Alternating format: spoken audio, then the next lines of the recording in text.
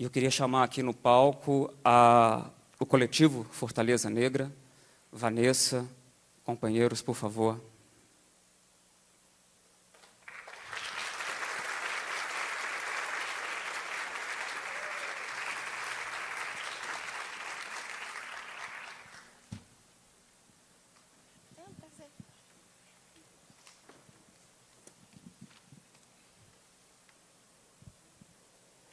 Boa tarde, gente. A Sara já iniciou, né, nossa homenagem para o nosso mestre, a Radissaila, que a gente já estava chorando. A gente foi convidada aqui pela coordenação do evento, né, Davi, para passar um pouco dessa homenagem que a gente preparou para o professor Hilário. A gente não fez nenhuma fala. Geralmente, quando a gente vai para o evento, a gente costuma escrever uma fala, se preparar. Então, a gente vai falar do coração. Aqui tem alguns dos nossos membros, né? Quer se apresentar, Douglas? O Douglas Nonato, eu, Vanessa Brandão. Gisele Ferreira. Bárbara. E nós queríamos... Pode ir passando o slide. A gente queria mostrar algumas fotos, né? O Fortaleza Negra foi o coletivo que o professor Hilário participou nesses últimos anos, né? Acho que todo mundo que é da cidade e também que já conheceu ele de outros estados sabe que ele construiu o GRUCON, né? Que é o Grupo de Valorização Negra, e durante muito tempo. Mas o Hilário também ele era um intelectual político, um intelectual orgânico que chegava nas pessoas não só pelo seu trabalho, né? Geralmente a gente respeita muito as pessoas pelo seu trabalho, mas o professor Hilário ele ia além, né? Então, assim, se fosse... se jogue, nega, né? Quem conhece. Então, assim, ele tocava as pessoas também pelo seu pessoal, porque entendia que isso também era luta política, de incentivo, de valorização e de reconhecimento das pessoas negras, né? Os reis e rainhas dele, né? Então, a gente... enfim, está levando essa história para frente, mostrando fotos dele em ação, em alegria, porque a gente reflete que, às vezes, a gente pensa que, quando um dos nossos falece, parece como se a nossa história fosse junto, né? Mas faz parte da nossa luta também de continuar, porque parece que é isso, né? Toda hora, todo dia, a gente não é retirado de continuar, de viver. E ele partiu no dia que nasceu, tão precocemente, e foi impedido de ter um dos seus sonhos realizados, que era o doutorado, né? Para quem sabia, ele estava fazendo doutorado agora, muito tardiamente. Só que a gente costuma dizer que o Hilário só estava buscando o papel, porque a gente sabe que ele era um doutor, né, gente? Então, assim... Então, a gente sabe que, fisicamente, esse sonho foi interrompido, mas que no Orum ele já é realidade. Então, a gente queria mostrar um pouco das imagens dele, das atividades que a gente fez, que a gente organizou juntos, né? Nós somos um coletivo com uma coordenação colegiada. Então, ele era o nosso coordenador, assim como eu também sou, Gisele. O Douglas também, que não está aqui, que não é esse Douglas, é outro Douglas, mas, né, enfim, temos o nosso coletivo de uma maneira mais horizontal, né? Que era a maneira que ele gostava também de ser, né? Então, a gente tinha algumas atividades de rotas, né? Vocês sabem também que o professor Hilário era tipo assim, professor, a gente precisa falar da história do povo negro, lá não sei aonde. Ele não queria saber, bora fazer, não sei o quê. Então, a gente tinha essa questão, né, de fazer as rotas negras, contando a história do povo negro. Ele tinha os seus trabalhos acadêmicos também, a gente está... enfim, como comunidade acadêmica, né, em vários pontos, reunindo esses textos para fazer grupo de estudo, que também era uma coisa que ele ia adorar saber, porque quem conhece também ele mais de perto sabe que ele gostava muito de que a gente lesse os textos dele e debatesse com ele os textos dele, né? Tamanha generosidade, porque não era uma intelectualidade parada, era uma intelectualidade ativa e viva no presente, no momento, junto com as pessoas. E...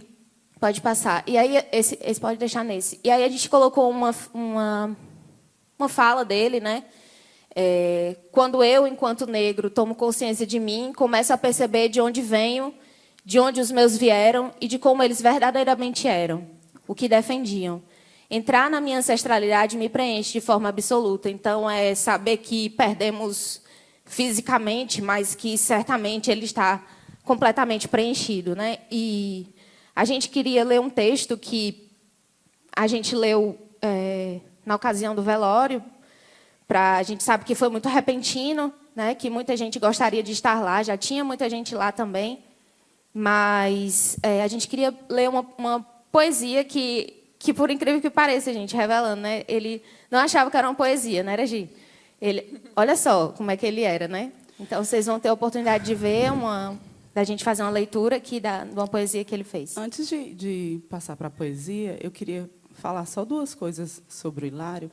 Eu acho que a gente que convive um pouco mais perto com ele, a gente consegue penetrar naquela casca dura, né, que ele mostrava. E o Hilário era uma das pessoas mais gentis que eu já conheci, né?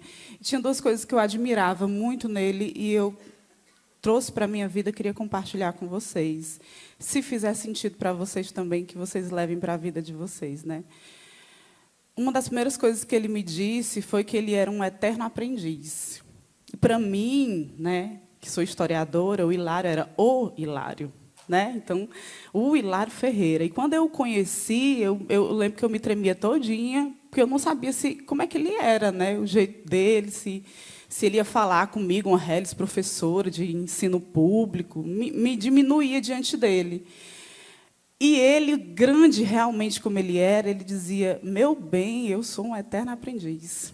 Porque não há tempo, não há título, não há idade para a gente aprender com qualquer tipo de pessoa e todo tipo de conhecimento, né? Então, isso eu levo para mim até hoje. E a outra coisa que eu achava maravilhoso nele era o senso de justiça, porque não tinha como, né? Filho de quem ele era, né? De Xangô, não tinha como não ter um senso de justiça e um senso de coletividade. Então, ele caminhava e levava todos nós junto com ele. E, quando ele não conseguia levar, ele abria os caminhos para que a gente fosse, né? Então, por mais difícil que seja para a gente, que é para a gente, tem lugares aqui na cidade que eu não consigo passar ainda, porque eu vejo ele, né? Então, ainda é muito difícil para a gente, mas, quando a gente percebe, quando eu percebo, nós do Fortaleza Negra percebemos que a gente só é o que é também porque ele abriu o caminho para a gente, é como se ele ainda estivesse caminhando do nosso lado. Né? E eu acho que é esse senso que a gente, enquanto pessoas negras, temos que ter, né? Que a gente só consegue andar se for no coletivo. Porque, de fato, né, eu só sou porque todos nós somos. Então, ele vivia isso. E que nós possamos também viver isso nas nossas vidas. E é assim que o legado dele fica, e é assim que ele vai viver, né? Porque a memória é viva sempre. Né? E aí, ele construiu essa... O Hilário, ele amava a arte, né? Então, pode passar. Ele tocava violão e ele fazia poesias belíssimas. E esse texto, inclusive, revelando para vocês, foi um pedido meu que eu fiz para ele fazer. O rapaz faz uma poesia sobre a abolição inacabada, porque era a defesa dele, né? Que no Ceará não teve abolição, que no país não teve abolição. E ele constrói esse poema que ele chamava de texto. E ele diz assim: terra da luz, que só brilha para os brancos. É João Cordeiro, Isaac do Amaral, Papi Júnior, Antônio Bezerra, abolicionistas cearenses. Lutaram contra a escravidão, mas como viviam os libertados? Sobre isso, emudeceram. O povo negro ficou sem saúde, moradia e educação. Quem conta a história da abolição no Ceará não fala da resistência negra, exalta o protagonismo branco e nega a rebeldia negra. É José Napoleão, Preta Tia Simoa, Tia Esperança. Antes deles existiram João Malemba, Clara e João de Angola. Ninguém se calou e nem se acostumou com a opressão. No Ceará, a resistência negra existiu. Foi a revolta da Barca Laura II, até o movimento dos jangadeiros. Lutas negras que a branquitude quer acabar, quer abafar, mas não vão nos calar. O 25 de março de 1884 não nos representa. Não houve libertação. Tentam apagar da memória todas as horas. Essa luta, enquanto a negrada é calada, foi largada à sua sorte para sobreviver. Ceará, a terra da luz, brilha para os privilégios brancos. Silencia sobre a vida indefinida dos negros. Aplaude e sustenta os símbolos dessa falsa abolição. São ruas, avenidas e prédios públicos. Ovaciona quem oprimiu e se cala sobre o oprimido. Mas não andamos só. A ancestralidade irá fazer justiça. A pedra que foi jogada ontem começa a acertar o pássaro hoje. Os descendentes daqueles hoje lutam para restabelecer a verdade histórica e fazer valer o direito à moradia digna e a emprego. Axé.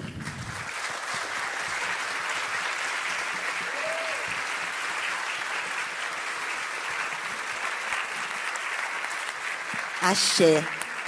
Mais uma vez, por favor. Axé para o coletivo Fortaleza Negra. Não, peraí, fica aí, fica aí. E axé. E eu gostaria de, mais uma vez, pedir para que todos fiquem de pé, para que a gente possa emanar as nossas melhores energias através do nosso corpo, das nossas palmas, para o professor Hilário Ferreira, que está presente aqui em cada um de vocês, em cada um de nós, que leva o antirracismo como compromisso de vida. Professor Hilário Ferreira vive.